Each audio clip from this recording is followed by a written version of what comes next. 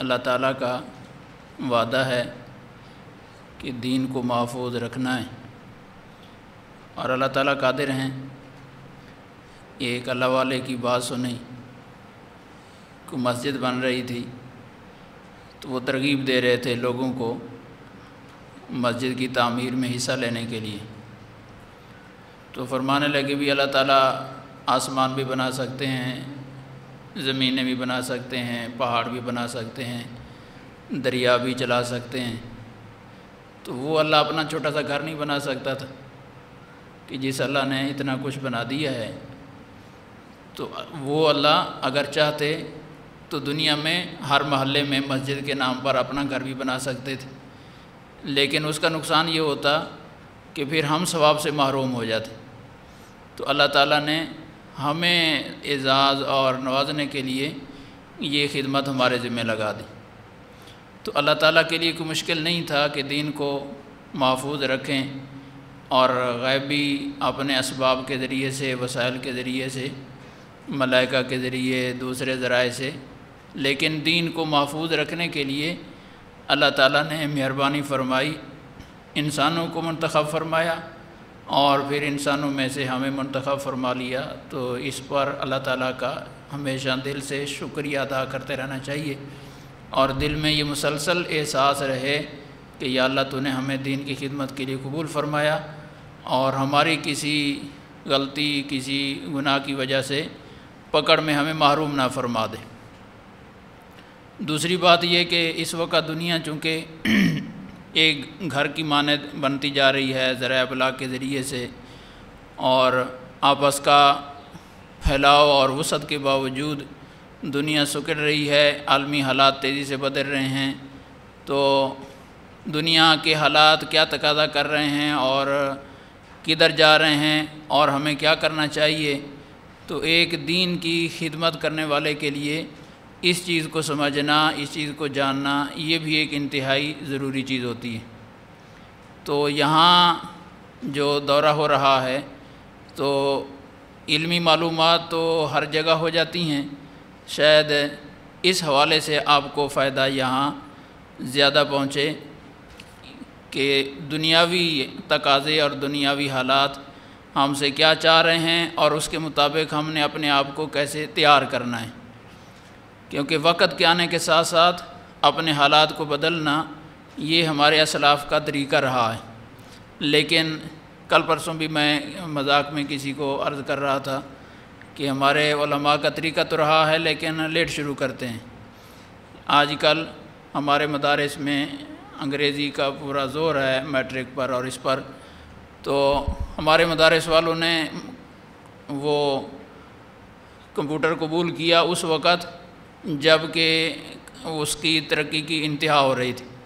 یعنی اب کسی کو یہ بتائیں نا بھی ہمارے مدرسے میں کمپیوٹر بھی سکھایا جاتا، تو وہ ہنستے ہیں کہ ہمارا بچہ تو پیدائش سے پہلے ہی سیکھ کے آتا ہے، آپ ابھی باقاعدہ اس کو سکھا رہے ہیں۔ تو علماء جس چیز کو قبول کرتے ہیں وہ عام طور پر اس کی آخری انتہا ہوتی ہے۔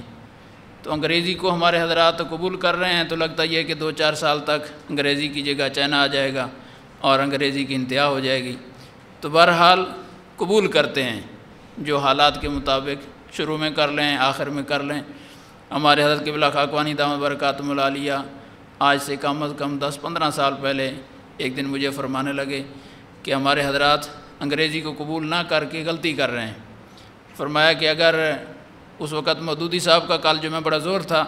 تو فرمانے لگے کہ اگر ہمارے اکابر نے، حضرات نے جلدی سے انگریزی کو قبول کر لیا ہوتا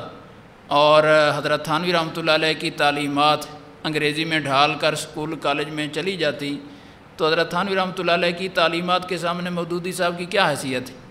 اور اگر ان کے علوم جدید پڑھے لکھے لوگوں کے سامنے ان کی بولی میں آ جاتے تو مودودی صاحب کی تعلیمات کو کوئی ہاتھ بھی نہ لگاتا۔ تو خیر یہ ہمارے اکابر کا طریقہ ہے اور انداز ہے کہ وہ جدید حالات کے مطابق وقتاً فوقتاً اپنے اندر تبدیلیاں لاتے رہتے ہیں، اور یہ کوئی نئی چیز نہیں ہے۔ تو یہاں آنے کا آپ کو ایک بڑا فائدہ جو ہے وہ یہ محسوس ہوگا اور ہونا چاہیے۔ اور تیسری بات یہ عرض کرنی ہے کہ آدمی اللہ تعالیٰ سے قبولیت کی دعا بھی مانگے، اپنے دور کے حالات کو بھی سمجھے اور اس کے مطابق پالیسی بھی بنائے، اور پھر اللہ کی مدد بھی مانگے۔ اور طریقہ یہ ہے، عادت اللہ یہ ہے کہ اللہ تعالیٰ کی مقبولیت بندے کو ملتی ہے مقبولین کے ذریعے سے، مقبولین کے ذریعے سے، یعنی صحابہ کرام کو صحابی ہم کہتے ہیں، ان کے سارے اعزاز ہیں، وہ مجاہد بھی ہیں، وہ محدث بھی ہیں، وہ مفسر بھی ہیں، وہ فقیہ بھی ہیں، وہ حافظ قرآن بھی ہیں، حاجی بیت اللہ بھی ہیں، جتنی کمالات والی اوصاف ہیں سب ان کے اندر موجود ہیں، لیکن ہمیں ان کا تعارف صرف ایک لفظ سے ہوتا ہے کہ وہ صحابی رسول صلی اللہ علیہ وسلم ہیں، یعنی ان کو جو مقبولیت ملی ہے وہ محدث مفسر فقیہ ہونے کی وجہ سے نہیں ملی، ایک اللہ کے مقبول بندے محمد صلی اللہ علیہ وسلم کے مقبول ہونے کی وجہ سے ملی۔ پھر تابعین میں بھی یہی حالت ہے کہ ان کے اندر بھی تمام کمالات جمع ہیں، لیکن ان کا بھی جو سب سے بڑا اعزاز ہے وہ محدث مفسر فقیہ ہونا نہیں ہے، وہ صحابہ کی اتباع میں ہونا ہے، تابعی ہونا ہے۔ تو اس سے یہ پتہ چلتا ہے کہ اللہ تعالیٰ کے ہاں جو مقبولیت ہے وہ براہ راست آنے کے بجائے کسی مقبول کے واسطہ سے آتی ہے۔